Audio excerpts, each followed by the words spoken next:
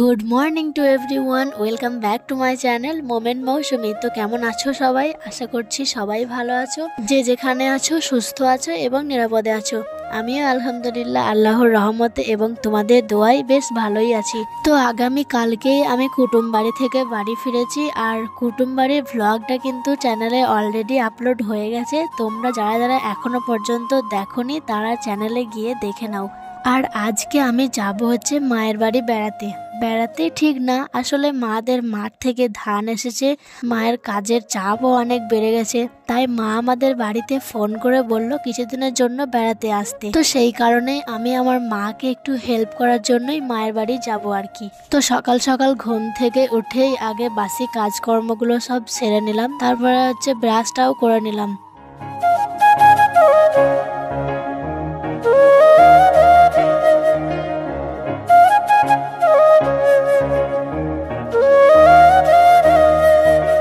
আর আমার প্রচণ্ড ঠান্ডা লেগে গেছে, কুটুম বাড়ি থেকে বাসে আস্তে আস্তেই ঠান্ডাটা লেগে গেছে। আমার ভয়েসটা শুনে হয়তো তোমরা বুঝতে পারছো, তাই এখন একটু গরম পানি করে ভাপ নিচ্ছিলাম।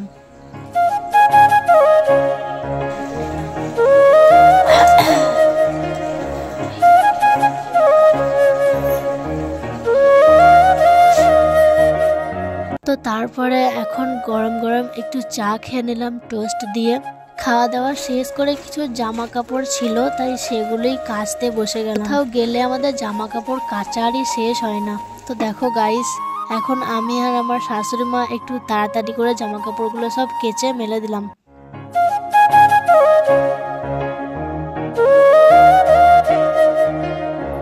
তারপরে মায়ের বাড়ি যাওয়ার জন্য রেডি হচ্ছিলাম। এখানে আগে জামা কাপড়গুলো আমি গুছিয়ে ব্যাগে ভরে নিলাম। তো দেখো এদিকে আমিও রেডি হয়ে গেছি, আর আমাকে কেমন লাগছে অবশ্যই কিন্তু কমেন্ট করে জানাবে। আর আমার সাথে আমার শাশুড়ি মাও বেরিয়ে পড়েছে। আমার শাশুড়ি মা একটু বাজার যাবে, তাই দুজনে একসাথেই রেডি হয়ে বেরিয়ে পড়লাম।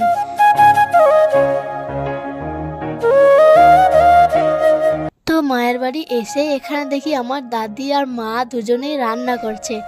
আর এই যে এটা হচ্ছে আমার মাদের গরু, আর এখানে খামারে অলরেডি ধান মেলেও দিয়েছে, আমিও একটু ধান মেলে দিচ্ছিলাম। আর এই যে গাইস মুরগিগুলো দেখতে পাচ্ছ, এগুলো হচ্ছে সেই মুরগি যেগুলো গোষ্ঠীর দল থেকে ছোট ছোট বাচ্চা 10 পিস দিয়েছিল, তার মধ্যে এই 4 পিসই বেঁচে আছে। আর দেখো অনেকটা বড়ও হয়ে গেছে। যাই হোক, তারপরে সব ধান বাগানো সব কমপ্লিট করে গোসল করে মা আর আমি বসে গেলাম ভাত খেতে।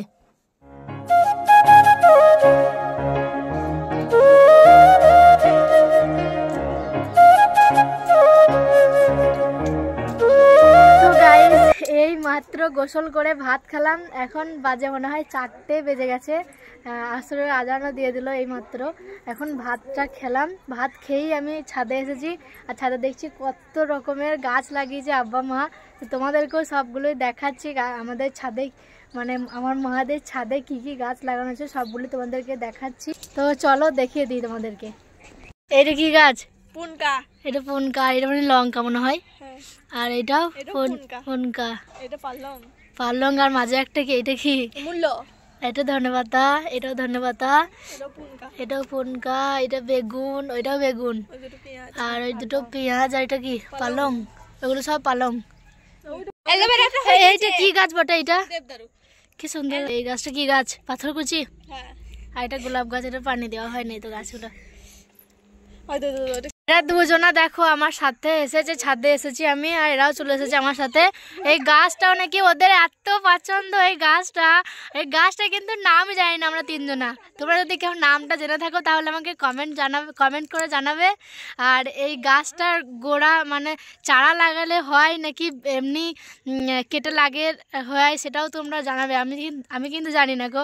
এটা আমার আব্বা লাগিয়েছিল গাছটা, অনেক দিন হয়ে গেল, প্রায় 2 বছর 1 বছর হয়ে গেছে। এই গাছ কাটবি, হাত কেটে যায় না। শ্রাবণী নেবে নাকি? না কুসুম একটা নেবো বলছিল, কুসুমের জন্য নিয়ে যা।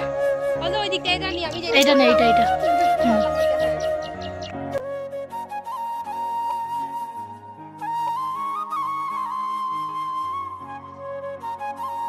দেখো গাইজ, এদের নজরেই কিন্তু আমার গাছটার অবস্থা পুরোই খারাপ হয়ে গেছে।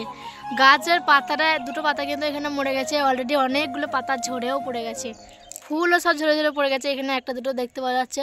জানি না এই গাছটা আর কতদিন টিকবে।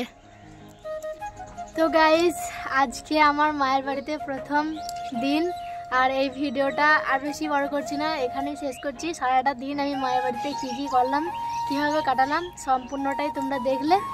তো চলো আজকের ভিডিওটা এখানেই শেষ করছি, আবার দেখা হচ্ছে তোমাদের সাথে নেক্সট একটা ভিডিওতে। ততক্ষণ ভালো থেকো, সুস্থ থেকো, আল্লাহ হাফেজ।